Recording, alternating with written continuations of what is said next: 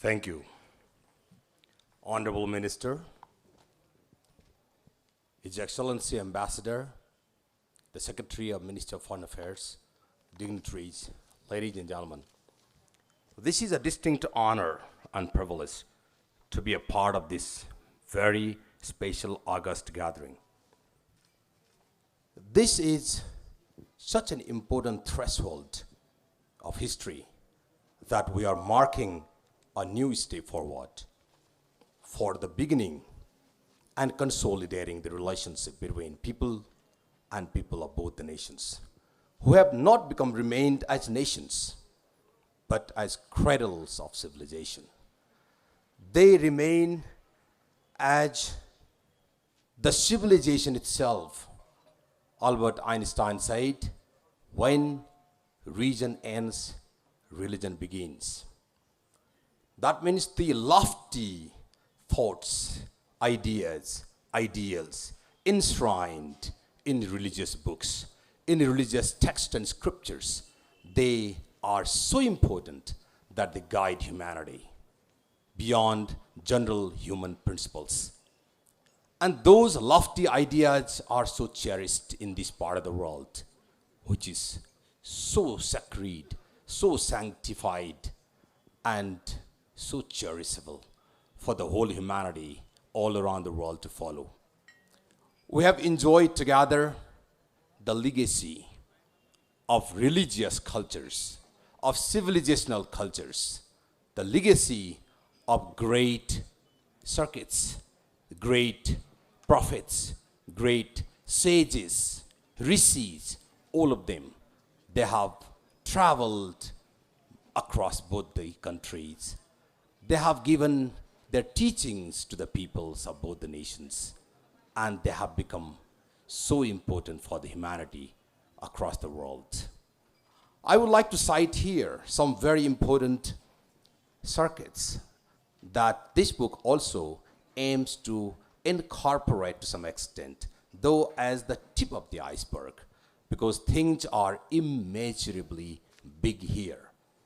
For example, we have Ramayana circuit, Mahabharata circuit, Buddha circuit, Shiva Shakti circuit, Sikh circuit. And we cannot complete the pilgrimage by visiting one or two shrine or temple. We can see the whole entire pilgrimage flowing all the way from the base of Gauri Sankara to the tip of India. For example, one cannot complete his or her journey without visiting Pasupati in the north and Rameswaram in the south. And we cannot imagine the completion of a journey without visiting the beautiful mountains of Nepal. They are not only the sources of water, but also the sources of humanity and human civilization. They have become the witness to our sobriety, witness to our humanity, to our love, to our compassion, and to our prosperity. We are so rich in our culture. This book tries to encapsulate very important vignettes of those shrines and places that connect us together, not only for one time, forever, for the generations to come. I can remember here how important we are as Guru Nanak, who is said to have visited Nepal in 1516 and is said to have lived here.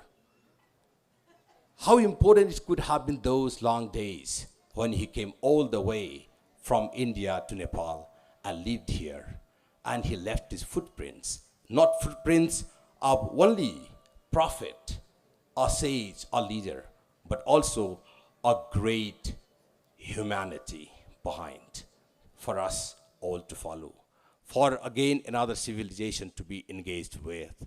Therefore, we are not simply talking in terms of nations, people, or political boundaries. We cannot end talking about our rich heritage, the heritage which cannot be inscripted, which cannot be written, which cannot be written in a book, because book is too narrow to accommodate that richness, that treasury, which is unfathomable for us to explore, to enjoy, to cherish, and to share. Therefore, I would like to take this opportunity again to bring to light one reality. For this, I would like to give a credit to Mr. Vasudev Sastry also. He has, with his tremendous study, has come to the fore with his finding in very important Purana, Skanda Purana, that Nepal itself has four. We have only, for example, people usually go to Kailas, and we have 4 Kailas here in Nepal. According to Skanda Purana, the Kailas are in the east, Kanchenjunga. It is Sora Kailas, Golden Kailas, Sagarmatha, Sweta Kailas, White Kailas, Gauri Shankar, Maha Kailas, Great Kailas, Dhaulagiri, Dhaul Kailas. So all those 4 Kailas Yatra can only lead to the 5th Kailas, which lies in Tibet, China. Therefore, we have that treasury we have not been able to share with others. And maybe, according to that scripture, it says, without having the sight and visit to those places and having darshans of those Kailas, if we only go to single Kailas in Tibet, our journey, pilgrimage journey, would not be complete. Therefore, this is a very new finding. Of course, it's not a new finding, it's there for ages, lying there in the debris of the books, but not properly understood and realized and spread and communicated. So we should also try to communicate to the people so that we are so rich. And Nepal also is very proud to have 4 dhamas. We have 4 dhamas in Nepal also, like Baraha Dham, Pasupat Dham, Mukti Dham, and Baidyanath Dham. This is how Nepal and India, for instance, Doleswar Mahadev, the great Pandit and sage from India himself came and told that the head of Kedarnath lies in Nepal, that is Doleswar. So many things are coming up, and people are telling intuitively through their knowledge, to their experiences, to their words of mouth. So let's try to spread this message that we are living in the sanctified world, the world where the religion never ends. Humanity never perishes. Thank you very much.